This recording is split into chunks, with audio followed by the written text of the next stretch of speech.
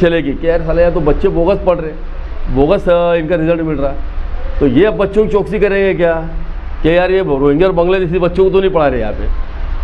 तो ये एक अपने आप मैं मानता मालेगांव के लिए एक बहुत बड़ा धोखादायक मामला है, इसको उजागर करना जरूरी था। इसीलिए मैं आज आप लोगों को याद 23 तारीख से 30 तारीख तक नॉमिनेशन फॉर्म भरना है, 31 तारीख को उसकी छाननी है, 2 तारीख तक अर्जी पीछे लेना है और 3 तारीख को चिन्ह का वाटप हो जाएगा। एक्चुअल में मतदान 15 जनवरी को होने वाला है और उसकी मतगणना है वो 16 जनवरी को होने वाली है।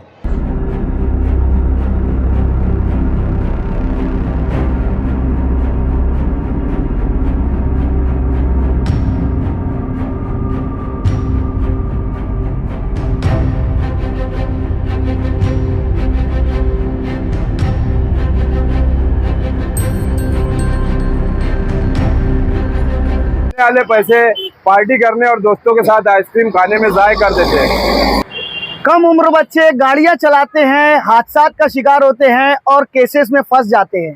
जो मालेगांव शहर कारपोरेशन में इलेक्शन लड़ना चाहता हो, उम्मीदवारी का ख्वाहिशमंद हो, उसके अंदर अच्छा जज्बा हो, तो वो जरूर राष्ट्रवादी कांग्रेस पार्टी के दफ्तर, इसके ऑफिस पर जो यासीन मस्जिद गोल्डन नगर के सामने है, यहाँ पर शाम में 5 बजे से रात 10 बजे तक हम लोग यहाँ पर अवेलेबल है। बच्चों को दे और अपने बच्चों का मुस्तकबिल सोचे। आप सोचे 1000-2000 अगर कोई आपको दे रहा है तो 1000-2000 में आपका कुछ ही नहीं होने वाला है। 2-3 दिन की आपकी खोटी चली जाती है।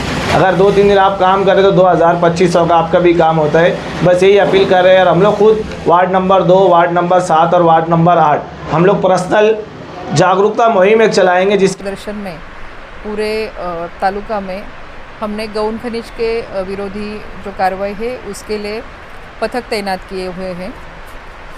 उसी सिलसिले में आज एक गुप्त खबर मिली थी कि सवनगांव के पीछे जो गायदरा है, गायदरा में कुछ पहाड़ी इलाके में अंदर जाके कुछ लोग मुरुम चोरी कर रहे हैं, तो वहाँ पे पोकलैंड मशीन है। ऐसी खबर हमें मिलने पे हमारी टीम वहाँ गई, 2 व्हीलर का यूज़ करके वहाँ पे टीम पहुँची ताकि उन लोगों को कुछ अंदाज़ा ना आए। तो वहाँ पे हमें एक पोकलैंड मुरुम निकालते हुए मिला है और उसका ऑपरेटर हमें देख के भाग गया। और वहाँ पे कुछ व्हीकल आने जाने के निशान भी है। वहाँ अभी चालू जो उत्खनन था वो एक लगभग 70 ब्रास के अंदाजन था। और बाकी पुराना भी कुछ सालों से कुछ जो उत्खनन हुआ है पुराना, वो उसकी भी कुछ खुनाएँ वहाँ पे मौजूद थी। तो हमने वो पूरा पंचनामा किया है। और हमारी जो टीम थी, खैरनार, शिंदे, पवार और police havildar more and Shinde, ये जो पूरी हमारी टीम थी, वो टीम के साथ में हमने वो जेसीबी जब्त किया है। उसके जो मालिक थे वो वहाँ पे आए, महेंद्र देवरे, और उनको हमने बताया कि हमने ये कार्रवाई की है, आप इसकी चाबी दे के ये मशीन पुलिस स्टेशन में पहुंचाना है। परंतु उन्होंने कुछ भी सहकार नहीं किया, चाबी नहीं दी। तो हमारी टीम जो थी वहाँ पे 6 घंटे लगभग वहीं पे खड़ी थी। फिर ज़्यादा अंधेरा होने के बाद हम लोग पुलिस स्टेशन में आके यहाँ पे कंप्लेन दर्ज करने का काम चालू है। और उन लोगों ने हमें सरकारी काम में कुछ मदद तो नहीं की, उल्टा चाबी लेके वो भाग गए और कुछ हमारे लिए डिस्टर्बेंसेस तैयार की। इसीलिए हमने यहाँ फिरियाद देते समय 379 के तहत तो फिरियाद दे ही दिए, परंतु 353 के तहत भी हमने यहाँ पे फिरियाद दर्ज की है। मगर वो जेसीबी वगैरह जमा करना है, वो अगर रात में लेके भाग जाते तो और कोई कलम उसमें बढ़ सकता है। अभी 353 तो हमने लगाया है पुलिस पाटिल के कब्जे में। वो अभी हमने वो ताबापोती करके वहाँ पे सौंपा है। वहाँ पे पुलिस और पुलिस पाटिल दोनों भी अभी खड़े हैं, तो ऐसा कुछ हो नहीं सकता। और हमने वैसा यहाँ जो एफआईआर है, एफआईआर में ये सब दर्ज किया है। अफसोसनाक बात यह है, मालेगांव के आज हालात इतने संगीन होते जा रहे हैं। कोई ना कोई मामले को लेकर कहीं एसआईटी आ जा रही है और ना जाने कौन कौन से आरोप मालेगांव के अंदर आ जा रहे हैं। लेकिन ये ऐसा एक देखने में एक स्कूल है जो दारुल इल्म, जिसका मैं एक निवेदन दिया था। तो हमारे क्या नाम है उनको नए जो एओ आयल है घोगड़े साहब, भोगड़े साहब जो अभी हमारे ग्राम पंचायत में भी हुई है चार्ज संभाले, और अभी एओ बोल के हमारा महापालिका में भी उनके पास अभी चार्ज है। उनको हमने एक लेटर दिया था 27/11 को। जो दारुल इल्म एक जो स्कूल है, अपने आप में स्कूल बताता है लेकिन स्कूल है ही नहीं, हो कोई गवर्नमेंट इसको मान्यता है, कोई मंजूरी नहीं है, यूटीआईएस नंबर नहीं है, उसका रजिस्ट्रेशन ही नहीं है। इन्हें गवर्नमेंट की गाइडलाइन के हिसाब से उसका कोई नहीं, खाली उसमें एक संस्था है। जिस तरह से आप देख लो जलगांव के अंदर ऐसी एक संस्था थी जो इनलीगल तरीके से चल रही थी, उसके ऊपर कार्रवाई हुई, उसको सील किया गया। उसके सभी जो ट्रस्ट जो भी होंगे इसके जिम्मेदार आज भी फरार है मुझे लगता है। तो अफसोस की बात ये है आज इतने बड़ी स्कूलों के अंदर कार्रवाई, बोगसगिरी की जिहाद चल रही कार्रवाई इनके ऊपर हुई। ये अदारा जो है इसकी रिपोर्ट ये है कि भी जो है एडमिशन अपने दारुल इल्म में बताता।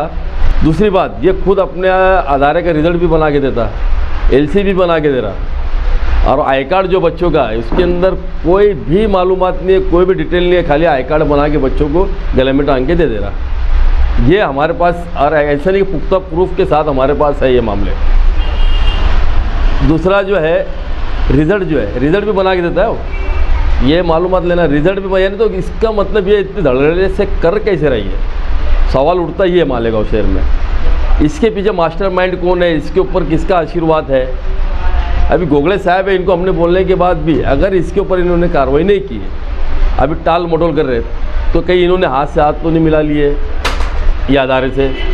और उसके हमने एक आसपास में एक मालूमात भी लिए, तो उसका बोलना है उन्हें कहीं चर्चा किया होगा कि भाई गोगरे साहब से मेरी बातचीत होगी, सब सेटिंग मेरी हो गई। अब एक चर्चा है, अब अपन कहाँ से सुने नहीं, लेकिन मालूमात में हमारे ये भी आया कि भाई हमारी सब बातचीत उनसे हो गई। तो क्या बातचीत हो गई ये अब गोगरे साहब ने जो है इसको जो एओ है उन्होंने क्लियर करना। हाथ से हाथ मिला के काम कर रहे हैं, और एक शक का दायरा इससे वैसे मेरा हो रहा, क्योंकि आज बोलने मतलब देखो 27/11 को मैंने एप्लीकेशन दिया हो, सब मराठी पेपरों में आया, उर्दू पेपर में आया, सब में आने के बाद भी अभी तक इसके ऊपर कोई कार्रवाई नहीं हुई। तो इसका आप लोग क्या समझेंगे, आप लोगों की नज़र में क्या इसको माना जाएगा? ये आवाम तक उजागर करने का मकसद मेरा यही है। उसकी वजह क्या, मैं जैसे आपको बताया मालेगांव में भी एसआईटी का मामला, देखो हुआ कुछ नहीं, ना रोहिंग्या निकला ना बांग्लादेशी निकला, लेकिन अब ये मामला देख लो, इसको लेके अगर रिजल्ट बोगस है, इनका आईडी कार्ड बोगस है, इनका अदारा तो है लेकिन इनके अंदर यूटीआईएस नंबर नहीं है, रजिस्ट्रेशन नंबर नहीं है, बच्चों को रिजल्ट बना के दे रहे लोग। अब इसके अंदर खुदा न खास्ता जो बच्चे पढ़ रहे है ना, पहली से 8वीं तक के एकदम धड़ल्ले से जो चला रहे हैं, उनसे 25,000 फीस ले रहा, कोई 20,000 फीस ले रहा। फीस लेने के बाद में अब इसके अंदर खुदा न खास्ता भी एसआईटी के मामले को लेके अगर इसके ऊपर किसी की नज़र गई तो बच्चे फिर क्या ये सिद्ध हो जाएंगे इनके बोलने पे, क्या रोहिंग्या और बांग्लादेश से बच्चे लाके एडमिशन तो नहीं कर रहे, बोगस सर्टिफिकेट तो नहीं बना रहे। एक नया मालेगांव शहर के अंदर एक बवाल खड़ा होने का मुझे शक है, क्योंकि आज मालेगांव की परिस्थिति बहुत ख़राब है, आप लोग अच्छे से समझ सकते हैं। तो कई ऐसे लोग हैं और मालेगांव बदनामी ना हो मालेगांव शहर की, ये हमारी कोशिश ही है कि ये इसीलिए हमें मामलों को गर्म किया और ये मामलों को हम उठाए। अभी आपके चैनल के माध्यम से हमें शहर के आवाम को बता देना चाहते हैं कि भाई जो दारुल उलूम अपने दारुल इल्म जो है एक संस्था है, ये स्कूल के नाम से लोगों के साथ फ्रॉड कर रहा है, ये हमारी मालूमात में है। अब इसके ऊपर ऑफिसर चौकसी कर नहीं रहे, क्यों नहीं कर रहे, तो मैं आप बता रहा हूँ कि हाथ से हाथ तो नहीं मिला लिए लोग। राज्य निवडणूक आयोग ने मालेगांव सहित सभी 29 महानगर पालिका ने निवडणूक प्रोग्राम घोषित किया है, और ये घोषित करते ही सभी शहरों में आचार संहिता लागू हो गई है। 23 तारीख से 30 तारीख तक नॉमिनेशन फॉर्म भरना है, 31 तारीख को उसकी छाननी है, 2 तारीख तक अर्जी पीछे लेना है, और 3 तारीख को चिन्ह का वाटप हो जाएगा। एक्चुअल में मतदान 15 जनवरी को होने वाला है, और उसकी मतगणना है वो 16 जनवरी को होने वाली है। हमने अभी आचार संहिता के बारे में सभी प्रभाग अधिकारी, शहर अभियंता और सभी विभाग प्रमुखों की मीटिंग ले ली।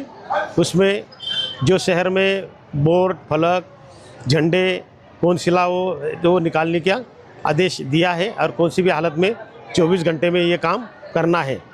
अभी आचार संहिता चालू होने के बाद जो काम मंजूर हुए हैं और अभी तक चालू नहीं हुए वो शुरू करने लायक नहीं है, और जो काम शुरू है वही कंटिन्यू करते आएंगे। बाकी नया ठहराव कौन सा भी नहीं होगा, नई मंजूरी कौन सी भी काम को नहीं दी जाएगी।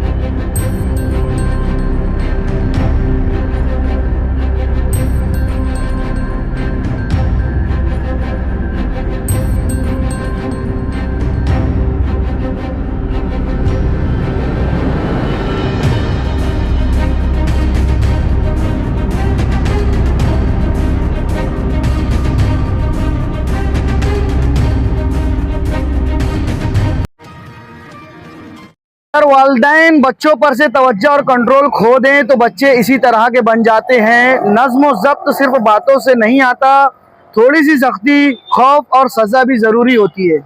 अगर स्कूल में टीचर बच्चों को सजा दे या डांटे तो वालिदैन को बुरा नहीं मानना चाहिए, बल्कि उनको ये समझना चाहिए स्कूल में सजा मिलना आखिरकार पुलिस स्टेशन में सजा मिलने से बेहतर है। जिन स्कूलों को नज्म और ज़ब्त के लिए जाना जाता है वहाँ तलबा के बालों के स्टाइल और रवैयों पर चाहे जितने सख्त कवानीन हो, फिर भी उनके बर्ताव में कोई ख़ास बेहतरी नज़र नहीं आती। असातिज़ा मायूसी से सब कुछ देखते रह जाते हैं मगर कुछ कर नहीं पाते। अगर वालिदैन बच्चों पर से तवज्जो और कंट्रोल खो दें तो बच्चे इसी तरह के बन जाते हैं। नज्म और ज़ब्त सिर्फ बातों से नहीं आता, थोड़ी सी सख्ती, खौफ और सज़ा भी ज़रूरी होती है। आज बच्चों को न स्कूल में डर है न घर जाकर कोई खौफ, इसीलिए आज का माशरा बिगड़ता जा रहा है। आज वही बच्चे गुंडे बन रहे हैं, मामूली बातों पर लोगों पर हमले कर रहे हैं। इनके रवैये की वजह से कई बेगुनाह अपनी जान गंवा देते हैं। बाद में वही बच्चे पुलिस के हाथों पकड़े जाते हैं और अदालत से सजा पाते हैं। माशरा अपने आलिम उस्ताद का एहतराम नहीं करता, वो माशरा थमा और बर्बाद हो जाता है। ये सच 100% सच है। कुछ वालिदैन तो आज ये भी कहते हैं कि हमारा बच्चा नहीं पढ़ेगा चलेगा, लेकिन आप उसे सजा मत दीजिए, मारिए मत। जमात से ही बच्चों में अजीब व गरीब बालों के स्टाइल, फटी हुई जीन्स, दीवारों पर बैठना और राहगीरों का मजाक उड़ाना जैसी आदतें पड़ती जा रही है। अगर कोई कहे अरे सर आ रहे हैं तो बच्चों का जवाब होता है आने दो। अगर पूछा जाए बाल किसने कटाया तो जवाब आता है अब्बू ने। बस पढ़ाई का सामान नहीं, किताब है तो कलम नहीं, कलम है तो किताब नहीं। डर के बगैर तालीम कैसे मुमकिन है? नज्म और ज़ब्त के बगैर तालीम का कोई फायदा नहीं। आज के वालिदैन हर बात दोस्ताना माहौल में चाहते हैं। क्या ये हर जगह मुमकिन है? क्या माशरा भी ऐसा ही कर सकता है? पहली गलती माफ करता है मगर हमेशा नहीं। असातिज़ा के पास कोई इख्तियार बाकी नहीं रहेगा। अगर उस्ताद बच्चे को सीधा करने की कोशिश करे तो वो जुर्म बन जाता है, लेकिन वही बच्चा बड़ा होकर जुर्म करे तो उसे सजाए मौत हो सकती है। वालिदैन से एक गुजारिश है, बच्चों के रवैये को दुरुस्त करने में असातिज़ा का किरदार बहुत अहम है। चंद असातिज़ा की गलती की वजह से तमाम असातिज़ा की तौहीन ना करे। 90% असातिज़ा सिर्फ बच्चों का बेहतर मुस्तकबिल चाहते हैं, ये हकीकत है। इसलिए हर बात पर असातिज़ा को कसूरवार ना ठहराए। हम जब स्कूल पढ़ते थे तो असातिज़ा हमें भी सजा देते थे, लेकिन हमारे वालिदैन स्कूल आकर सवाल जवाब नहीं करते थे। उन्हें सिर्फ हमारे भले की फिक्र होती। पहले वालिदैन को अपने बच्चों को उस्ताद की अहमियत सिखानी चाहिए। एक बार अपने बच्चों के मुस्तकबिल के बारे में सोचे। बच्चों के बिगड़ने की 80% वजह दोस्त, मोबाइल और मीडिया है, लेकिन बाकी 20% वालिदैन खुद इसके जिम्मेदार हैं। आज के 80% बच्चों में ये आदतें पाई जाती हैं। अगर वालिदैन गाड़ी साफ करने का कहें तो साफ इनकार कर देते हैं, लेकिन महंगी चीजें खरीदने को जिद करते हैं। बाजार से सामान लाने को तैयार नहीं, सब कुछ ऑनलाइन चाहिए। स्कूल का कलम या बैग सही जगह नहीं रखते हैं। घर के काम में मदद नहीं करते, सारा वक्त तो मोबाइल देखते रहते हैं।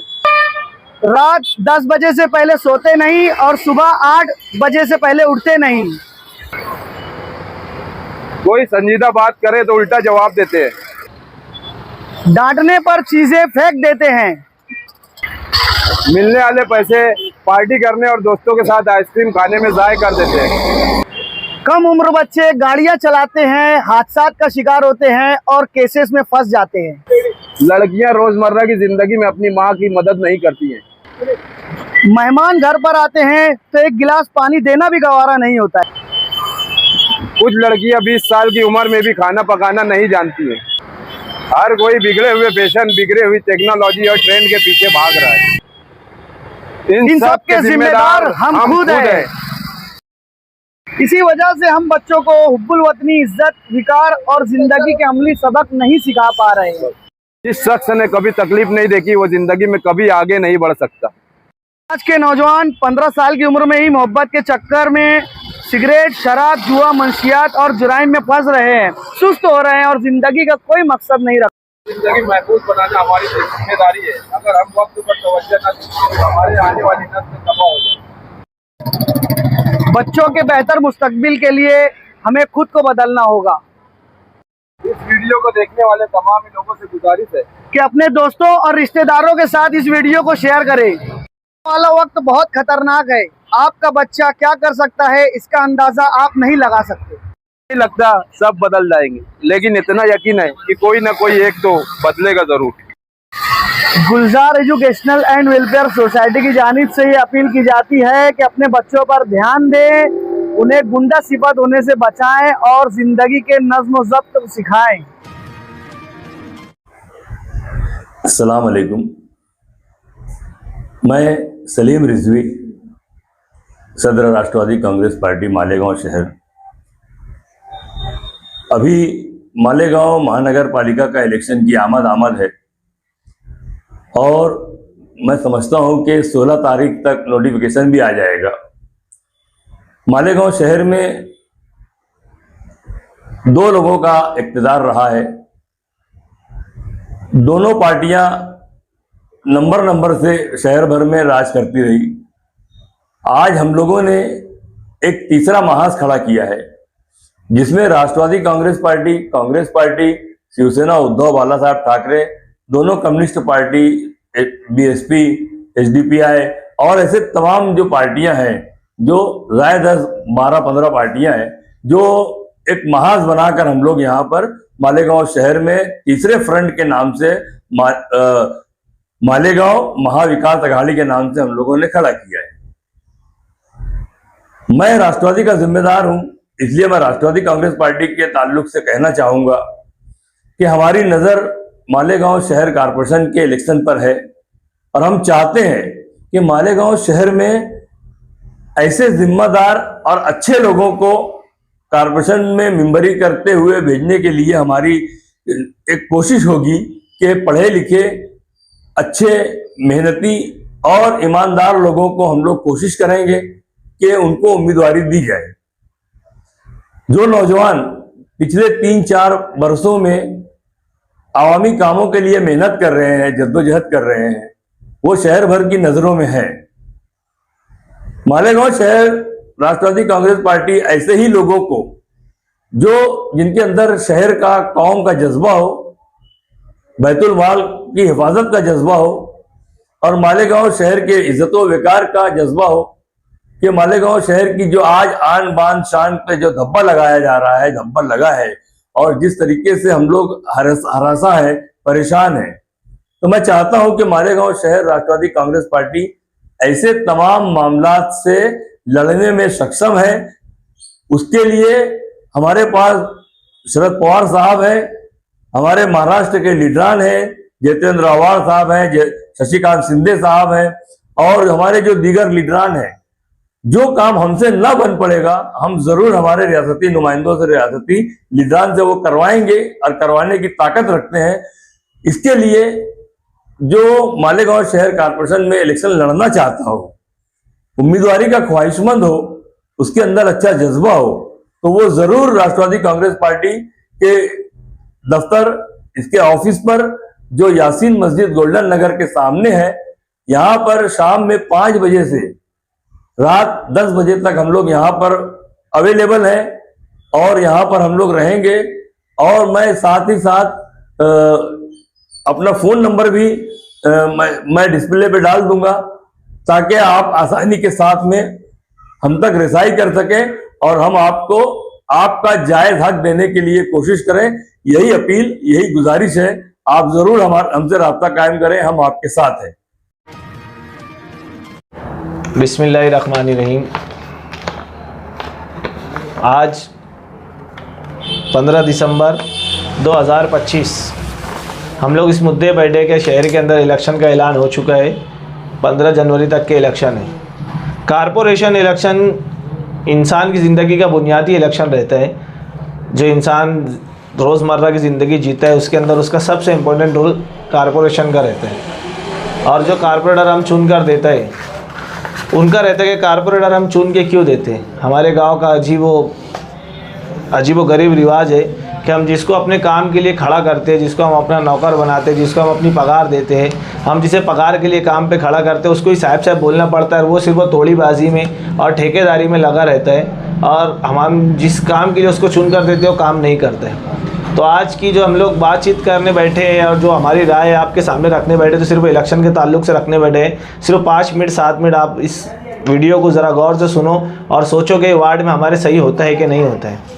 एक कारपोरेटर की जिम्मेदारी होती है कि शहर के उसके वार्ड की कि उसके वार्ड में एजुकेशन किस लेवल पे जा रहा है, एजुकेशन के अंदर तालीमी मायार क्या है, प्राइमरी स्कूल में कितने बच्चे पढ़ रहे हैं, कितने गरीब तबका प्राइमरी पढ़ रहे हैं, कितने गरीब के बच्चे प्राइवेट स्कूलों के अंदर फ़ीस नहीं भर पा रहे जिनके बच्चे घूम रहे फिर रहे। उसके बाद में उसका आता है अतिक्रमण। वार्ड के अंदर कितने बड़े लेवल पे अतिक्रमण हो रहा है, कितने ज़्यादातर लोग उससे तकलीफ उठा रहे हैं कि वार्ड में हमारे एम्बुलेंस नहीं जा सकती, फायर अगर कुछ एक्सीडेंट तो फायर ब्रिगेड गाड़ी नहीं आ सकती है। उसके बाद मसला आता है नशा, कि नशा किस लेवल पर जा रहा है। आज जिस वार्ड में मैं बैठा हूँ उस वार्ड में पहले 20% नशा हुआ करता था, आज 80% नशा भी हो रहा है और यहाँ से बिक भी रहा है।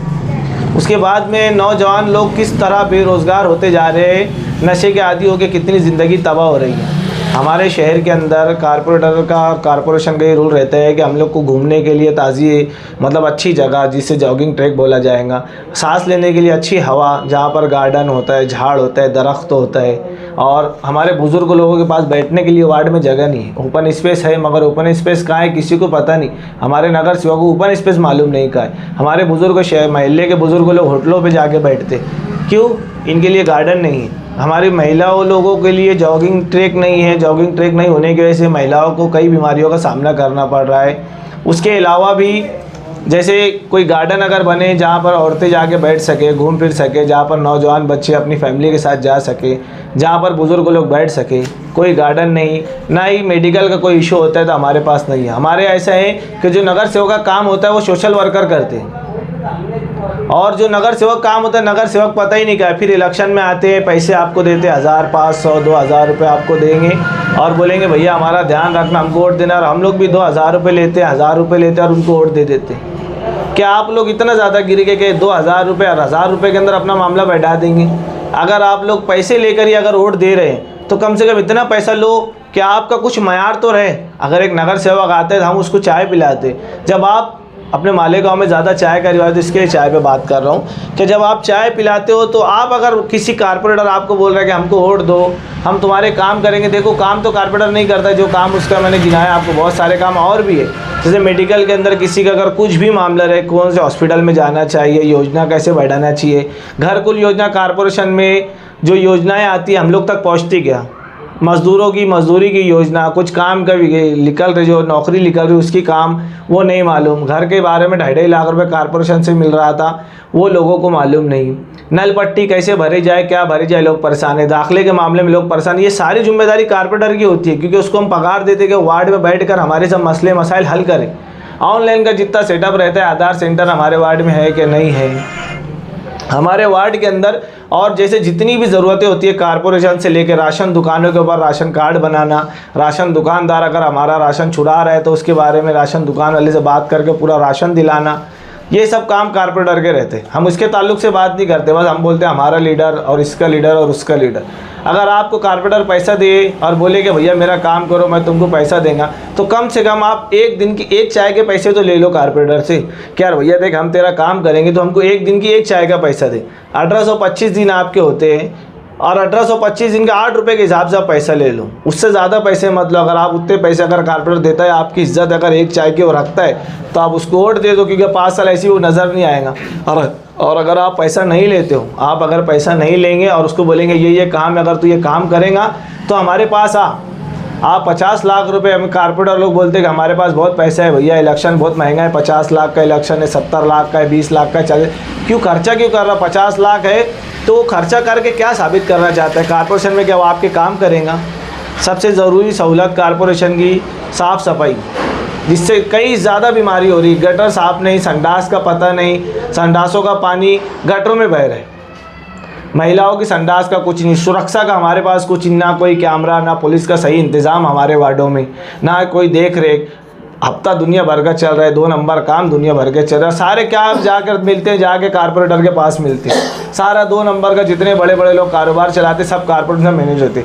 ये इलेक्शन आप अपने बच्चों का सोचिए, 5 साल अपने बच्चों को दें और अपने बच्चों का मुस्तकबिल सोचे। आप सोचे 1000 2000 अगर कोई आपको दे रहा है तो 1000 2000 में आपका कुछ ही नहीं होने वाला है। 2-3 दिन की आपकी खोटी चली जाती है। अगर 2-3 दिन आप काम करें तो 2000-2500 का आपका भी काम होता है। बस यही अपील कर रहे हैं। और हम लोग खुद वार्ड नंबर 2, वार्ड नंबर 7 और वार्ड नंबर 8 हम लोग पर्सनल जागरूकता मुहिम एक चलाएंगे, जिसके अंदर हम घरों घर जाके, गली गली, चौक चौक जाकर हम बताएंगे कि भैया देखो इलेक्शन का ये रूल है, आप पैसे ना ले, अच्छे उम्मीदवार को दे। उम्मीदवार कोई भी पार्टी का हो, हमें उससे कोई लेने देने नहीं। बस ऐसा उम्मीदवार हो जो नवा उम्मीदवार हो, जिसको ये रूल मालूम हो और यही रूल के लिए वो आ रहा हो। ऐसा ना हो कि जो आपके पास 15 साल 10 साल 5 साल आपके ऊपर राज कर चुके और दूसरी तरफ चुन कर आ चुके, उसके बाद इधर आ रहे हो या इधर चुन कर आके दूसरी तरफ जाके लड़ रहे हो। तो इसके ऊपर भी आपको गौर करना है कि उसने 5 साल क्या किए। और अगर कोई बोलता है कि हमारा लीडर की बात ना करें आप मेहरबानी करके, क्योंकि वोट आप मांग रहे हो, आप कारपोरेटर बनोगे, आप अपनी बात करो कि आप क्या काम कर सकते हो और हमको क्या काम बता सकते हो, इसके ऊपर बात करो। बस यही बात है, आप लोगों के सामने रखना था। लीडर और पार्टी के लेवल पे ना जाए, मेहरबानी करके सिर्फ और सिर्फ अपने वार्ड और अपने मसाइल की बात करें। कोई लीडर किसी का नहीं होता, हमारे मसाइल हमको 5 साल देखना है। तो आप कारपोरेटर से जब भी बात करो पैसों की ना करें, और अगर पैसे ही करें तो उसको 1825 दिन के हिसाब से पैसा जोड़ के बताए। और अगर वो काम की बात करता है तो उसको काम बताया कि तेरे को क्या क्या मालूम है, तू कारपोरेटर बनना चाहता तो क्यों बनना चाहता? ठेकेदारी के लिए, तोड़ीबाजी के लिए, मेडिकलों से पैसा खाने के लिए, पुलिस स्टेशन से पैसा लेने के लिए, या नशे वाले जो नशा बेच रहे हैं उनसे पैसे लेने के लिए, या फिर ओपन स्पेस पे घर बना के, झोपड़े बना के, कलबे बना के वहाँ से भाड़ा लेने के लिए, उसको बेचने के लिए।